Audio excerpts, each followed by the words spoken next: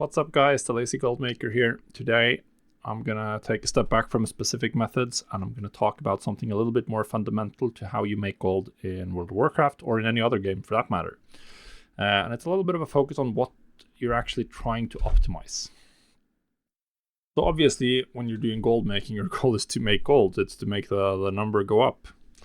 But there are a lot of factors as to when you need to make that gold. So if you're trying to farm for a token in the next 30 days to pay for the game for free, then obviously that's going to be a whole different set of markets and optimizations you need to do. Versus if you're just trying to make gold for the long haul, if you're planning to play WoW for 2, 3, 4 years, and you just want to build a gold stockpile for the fun of it, those are completely different scenarios.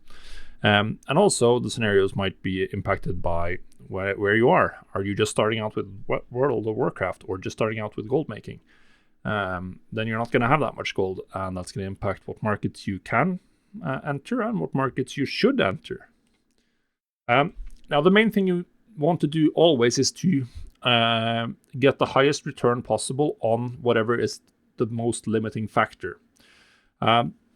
So most of the good gold making methods in the game involve spending gold and then making more gold back than what you spent. Whether that's by looking for cheap items to flip, whether it's buying loads of materials, in particular stocking up, doing huge purchases when materials are particularly cheap and then slowly unloading as you craft. You typically need a gold stockpile to be the most efficient you can be. So either you're going to be limited by how much gold you have or by how much time you have. I think those are the main two, and those are going to cover like 90% of you. In some cases, it might also be the time frame you're trying to make gold. So like you need something that will make you gold within the next 10 days if you can't afford to pay for your subscription with money and you need gold for it. But it's either going to be how much time you have to play the game or how much gold you have. Now, in general, if you don't have much gold, then you need to focus on making the most profit. So you need to focus on items with a higher profit margin. So where you can craft something and you can spend 50 gold and you can either craft an item that will sell for 70 or one that will sell for 100. You would prefer to craft the one that sells for 100 because you just make more gold back. But this is also mediated by when the sale happens. If it's a item that sells really quickly, then even if it has a lower profit margin, you will make the gold back really fast, and you can craft another item and then make the gold back, and then you'll reach the same amount of profit in the same amount of time as with a more profitable item, but with a slower sale rate. Compounding matters a lot. There's almost always multiple things you can do that will make you gold. Even if you just have 2 professions, there are going to be a ton of items you can craft for a profit. And there's going to be a ton of items you can potentially flip for a profit. So at almost every stage of the game, you want to try to spend as much gold as possible. Even if you just make 10%, that's 10% more than what you have in your bags currently. So it is generally speaking optimal to spend literally all of your gold on items you can sell for more, whether it's materials you can turn into more valuable items or flipping. So this is something I've done every time I've done a 30 days to a token challenge, for instance. Then typically my gold graph is like completely flat, and then spikes up at the end. So I just try to not spend money, and then eventually I will. So it will just be flat, or roughly flat because I spend all of my gold, and then eventually I'll stop spending all of my gold, or I won't be able to spend all my gold in the same markets anymore. And then it will start going up, my gold totals, and I'll be making gold. That's because that's just the most effective way to go about it. You want to spend all your gold until your gold is no longer the main limiting factor. Now, if we take this into more practical terms, what does this mean? It means if you're not super rich yet, you should focus on current expansion markets. Typically speaking, people spend a lot more gold on consumables for raid, enchants, gearing up alts than they do for stuff like vanity mounts, transmog, etc. There's a lot more people buying flasks any given day than buying high-end transmog. So you want to focus on everything that's related to max level stuff or gearing out alts. when you're starting out. That means you will get sales every day quite easily. There will be tons of different markets. You can do prospecting, you can do enchants, you can do flasks, you can do entry-level PvP gear, you can do entry-level PvE gear. There's always people leveling alts. All of these markets really, really good. You can see here all of the rings are quite profitable right now on my realm because people are leveling alts and getting them ready for, or leveling new characters in the pre-patch.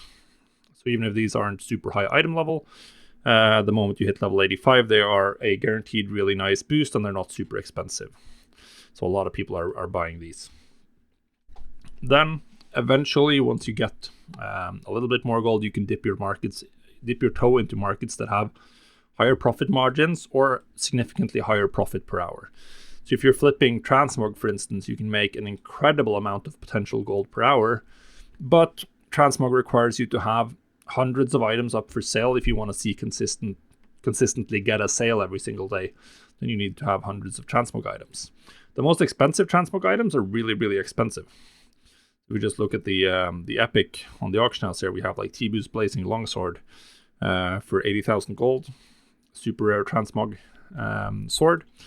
Obviously, if you were able to find this on the auction house for 20,000 gold, you would potentially be making 60,000 gold in like a couple of minutes, but it's going to take you a long time to sell it. You'll probably be listing it on the auction house for a month before you get the sale, and the same is the case for a lot of different items. You have stuff like the glorious leg plates, which is the infamous golden plate bikini leggings, which are very popular for transmog. Also quite expensive and hard to farm. Maybe someone gets these randomly while leveling, doesn't understand that they're super valuable, and just post them for 1,000 gold.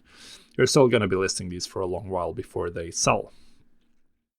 So that means that if you don't have a lot of gold, you shouldn't be doing transmog, because you'll be buying 5 transmog items and then we'll be listing them, and you won't see a single sale for a week or two, and in that time you could have doubled your gold or tripled your gold just crafting entry level max level gear for 200 gold profit a pop, or 100 gold profit a pop even. So that's the gist of it. Long term, you want to focus on whatever will give you the highest gold per hour, highest amount of gold per time spent, because you will eventually reach the point where the main limiting factor is how much time you dedicate to gold making. And then you want to make sure that the time you spend is the most efficient it can possibly be. Typically, flipping expensive items is the most gold per hour you can have. But whether or not you want to deal with I don't do transmog flipping anymore, because it's too annoying to do the really long post scans with hundreds and thousands of items, but it is very profitable. In the past, we've also been able to flip max level gear, so BOEs and stuff like that, which may be possible in Mr. Pandaria, and we'll have to see. But yeah, that's the gist of what you want to focus on when gold making. Either realize that you're limited by gold and focus on making as much gold back quickly, as much profit on your gold as you can within a week or 2 weeks. Want to be like, what is gonna have sold? So you want a highest profit margin on items that will likely to sell out within a week.